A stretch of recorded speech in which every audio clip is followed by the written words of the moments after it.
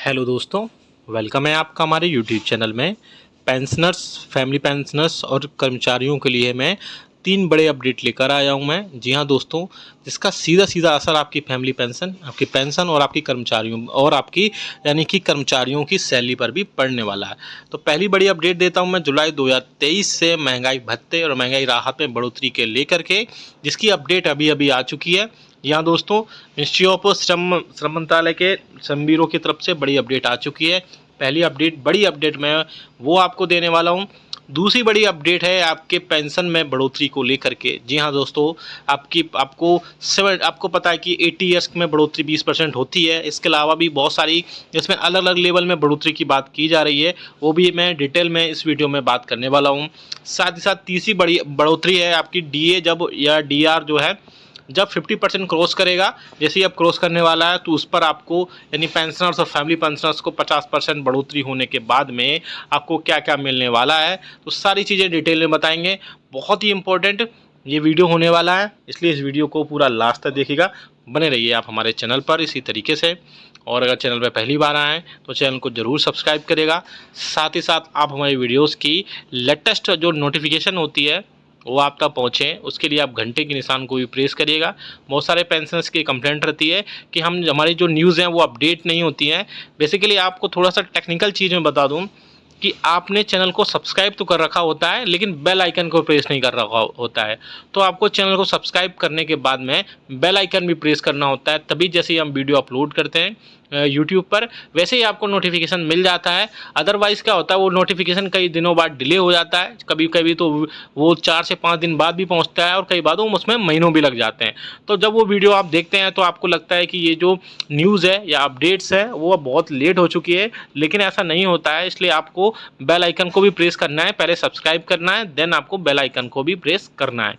चलिए पहली बड़ी खबर की तरफ लेके चलते हैं। आप सभी को पता है कि all India consumer price index का जो डेटा है वो हर मंथ में आ जाता है, लास्ट वर्किंग डे में। तो इस मंथ में भी आ चुका है और काफ़ी दिन भी हो चुके हैं। तो उसका जो डेटा निकल कर आया है वो काफ़ी पॉजिटिव जो है इंडिकेशन मिल रहा है कि आपका महंगाई भत्ते और महंगाई राहत में सीधे सीधे अब जुलाई 2023 से 4 से 5% की बढ़ोतरी देखने को मिल सकती है। जी हाँ दोस्तों, अगर 4% की इसमें बढ़ोतरी हो जाती है तो कम से कम 4% बढ़ोतरी होना तो तय माना जा रहा है। बाकी अब एक मंथ का जो भी all India consumer price index का जो डेटा आएगा उसके बेसिस पर आगे उसमें सारी चीज़ें फिक्स होंगी, सारी चीज़ें तय होंगी। और महंगाई भत्ते और महंगाई राहत में बढ़ोतरी के बाद में 46 से लेकर के 47% महंगाई भत्ता और महंगाई राहत हो जाएगा। ऐसे में पेंशनर्स को भी बहुत ज़्यादा राहत देखने को मिलेगी, क्योंकि पेंशनर्स की पेंशन में सिर्फ जो है पेंशन में सिर्फ डीआर यानी कि डियरनेस रिलीफ ही बढ़ोतरी होती है, बाकी चीज़ों में बढ़ोतरी नहीं होती है। जबकि एग्जिस्टिंग एम्प्लॉयज़ या फिर जो सर्विंग एम्प्लॉयज़ हैं उनकी सैलरी में काफ़ी सारी चीज़ें और भी ऐड होती हैं, जिसमें टीए, डीए, एचआरए और कई भी सारे अलाउंसेस जो मिलते हैं वो सारी ऐड होती हैं।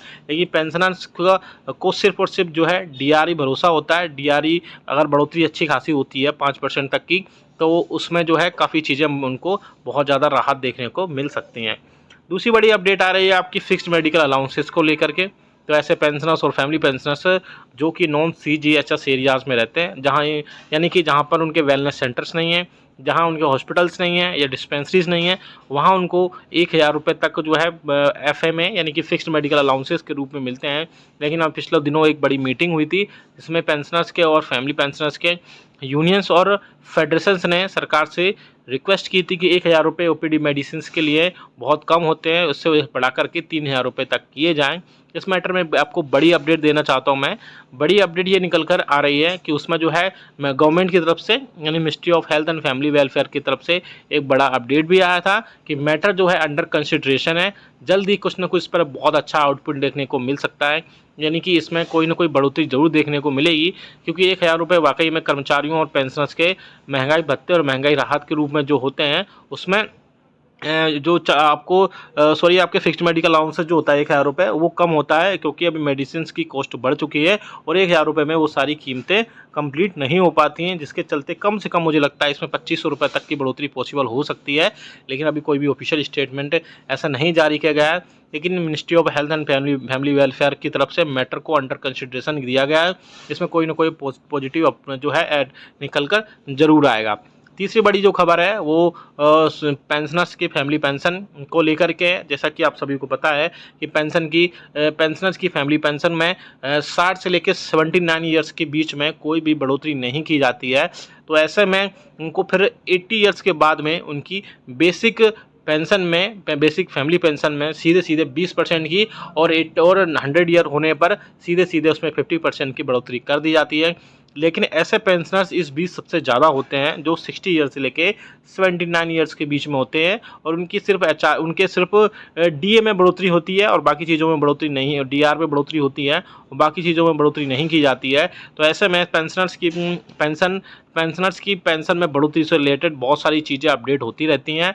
जैसे कि उनको कई बार स्पर्श पोर्टल में उनको माइग्रेट कर दिया गया है, या भी बहुत सारे पेंशनर्स हैं उनको माइग्रेट होना है, कई सारे को यूज़र आईडी और पासवर्ड मिल गया है। धीरे धीरे करके सभी पेंशनर्स को स्पर्श पोर्टल पर माइग्रेट कर दिया जाएगा, जिसके चलते अपना लाइफ सर्टिफिकेट है या फैमिली पेंशन है या पेंशन है या फॉर्म 16 वगैरह जो भी, या इनकम टैक्स की सारी इन्फॉर्मेशन उसी पोर्टल में उनको बहुत ईजीली अवेलेबल हो जाएगी।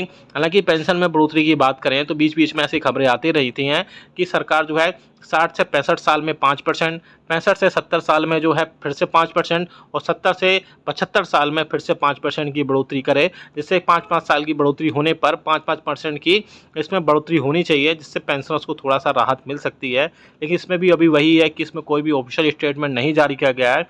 इसमें सिर्फ मीडिया में अभी ऐसी खबरें आती रही हैं, जो मीडिया में जो खबरें आ रही हैं उनकी माने तो पेंशनर्स की पेंशन में बढ़ोतरी पॉसिबल है, लेकिन अभी इस तरफ से कोई भी ऑफिशियल स्टेटमेंट जारी नहीं किया गया है। और तीसरी बड़ी जो अपडेट आ रही है वो आ रही है, जब डीआई और डीआर जो है जैसे ही नेक्स्ट इंस्टॉलमेंट में यानी कि जनवरी 2024 में 50% तक क्रॉस करेगा, तो उसमें पेंशनर्स को या बोल सकते हैं कर्मचारियों को, सर्विंग एम्प्लॉयज़ को क्या क्या बढ़ोतरी के रूप में देखने को मिल सकता है। तो मैं आपको बता दूं कि इसमें पेंशनर्स को कुछ नहीं मिलने वाला है, सिर्फ जो सर्विंग एम्प्लॉयज़ या कर्मचारी हैं उनको एचआरए के रूप में फिर से 1%, 2% और 3% की बढ़ोतरी एक्स, वाई और जेड सिटीज़ के रूप में होने वाली है। आप सभी को पता है कि जैसे डीए 25% हुआ था तो 7%, तो इसमें 8% और 16% और 24% के रूप में कर्मचारियों के एचआरए में बढ़ोतरी की गई थी। सेम वैसे ही फिर से 7th पे कमीशन के रिकमेंडेशंस के हिसाब से फिर से इसमें 50% डीए में बढ़ोतरी होने पर फिर से इसमें बढ़ोतरी होगी, जो अभी इस टाइम पे 9 और इसके बाद में 18 और 27% बढ़ोतरी हुई थी, वो फिर से 10%, 20% और सबसे ज़्यादा जो बढ़ोतरी होगी वो एक्स सिटीज़ के कर्मचारियों के लिए होगी। उसमें 27 से लेकर के सीधे सीधे फिर से उसमें बढ़ोतरी होगी, और 3% बढ़ोतरी होने के बाद में उनको फिर से 30% तक एचआरए मिलेगा। लेकिन पेंशनर्स के इसमें कुछ भी बढ़ोतरी नहीं की जाएगी। तो ये वीडियो बहुत इंपॉर्टेंट था, अच्छा लगा तो लाइक करिएगा, शेयर सभी के साथ करिएगा, साथ ही साथ कमेंट करके बताइएगा कि आपकी बेसिक